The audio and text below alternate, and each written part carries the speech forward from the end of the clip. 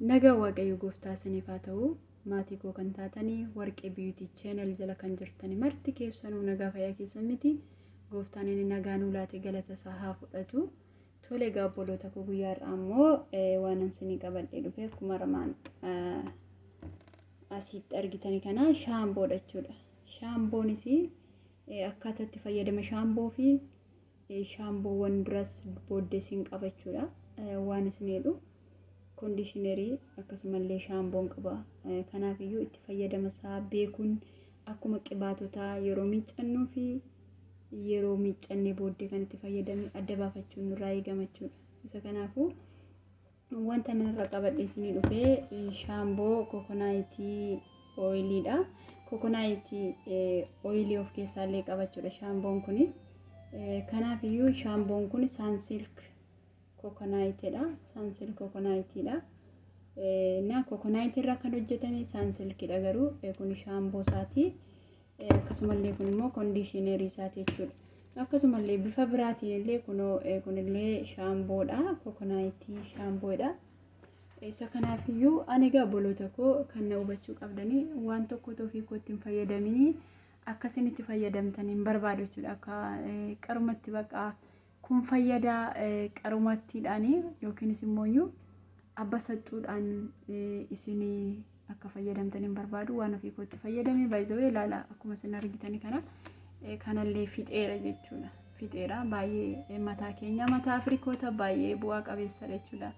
Hin fayyada na isa fayyadu waan ta'eedhaaf isin ofii korraa fayyadame immoo isiniif sheer gochuun barbaada. Baay'een keessan caccabina mataa bubuqqa'ina mataa fi akkasumallee dheerachuu mataa diduudha jechuudha. Kan hundumti keenya iyyuu yeroo hundumaa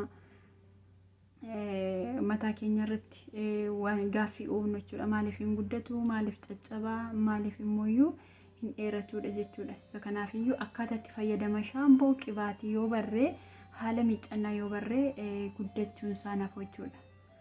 Isa kanaaf iyyuu walumaan guddifanna mataa keenya walumaan dheereffannaa walumaan waan fayyadu waliin baranna. Innaa kanaaf iyyuu akkuma isiniin jedhe kuni kokonaayitii moisturaayizii illee godha jechuudha. Kokonaayitiin kuni shaamboon isaa moisturaayizii jechuun wazii itti godha yookiin immoo iyyuu hin cululuqeessa jechuudha. Kanaaf iyyuu kun immoo lallaaffisa kunillee moisturaayizii godha kondiishinarii isaati jechuudha obboloota koo. Mataa keenya akka warra Arabootaa yeroo yerootti yookiin guyyaa guyyaatti miicuu hin qabnu jechuudha. Afrikoonni mataan keenya jabaadha waan ta'eef hin jajjabaata waan ta'eedhaaf bishaan biyya kanaa immoo beekuu kan qabdanii ashaboodhaan kan guutedha jechuudha. Jechuun keemikaala ashaboo qaba jechuudha. Waan ta'eef ashaboon jarmoota ajjeesuuf waan fayyaduudhaaf ashaboon qaba bishaan isaanii. Kanaafuu yoo baay'ate yoo xiqqaate illee torbeetti yoo baay'ate immoo torbee lamatti otoo miiccanne mataa keenya gaariin ta'a jechuudha. Kanaaf iyyuu torbee lamatti warri isinii danda'amu. Warroonni immoo foroforii garaa torbee lama gahuu hin dandeenye jettan immoo torbeetti illee otoo miiccattan bishaan qorraadhaan jechuudha. Mataa keenya dura akkuma beekamu qibaatii hin gadda isin argisiise erga dibattanii booddee isaa booddee immoo iyyuu hin miiccitu shaambooti. Yeroo tokkos haa ta'u yeroo lama shaambootti deebistanii miiccitanii erga miiccannee bishaan qorraadhaan qulqulleeffannee booddee immoo akka nuuf filamuuf akka nu jalaan caccabneef kondiishinariitti dibannaa jechuudha. Kondiishinarii xiqqeessinee matti dibanna. Kondiishinarii yeroo dibannu mataa buqqee mataa keenyaa tuqsisuu hin qabnu. Tokkoffaa ittuma ajajuma isaati asirraati yoo dubbifattanii jiraattanii hin jedha jechuudha. Lammaffaa immoo wantoota garaagaraa dubbifattaniitu argitanillee inni kunillee hin dubbata waan ta'eedhaaf googalii keessa galtanii afaan oromootiinis afaan ingiliffaatiinis yoo dubbifattaniin argattu.